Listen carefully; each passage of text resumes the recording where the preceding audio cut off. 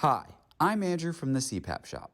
The Dreamwear elbow swivel from Philips Respironics is a replacement part designed specifically for use with the Dreamwear family of CPAP masks.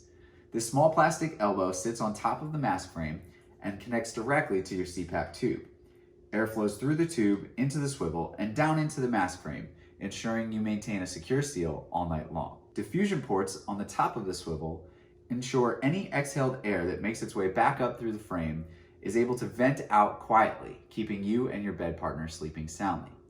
The elbow also moves with you, ensuring your tube doesn't get caught, tangled, or disconnected while you sleep. The elbow fits most 15 and 22 millimeter CPAP tubes.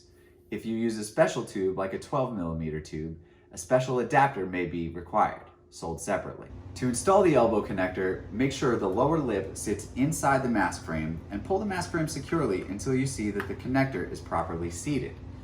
To remove the elbow swivel, simply repeat these steps in the opposite order. If you find that the elbow connector isn't seating properly, it may be that your mask frame is stretched and worn out and needs to be replaced. I hope this video helps you get the most out of your Dreamwear mask.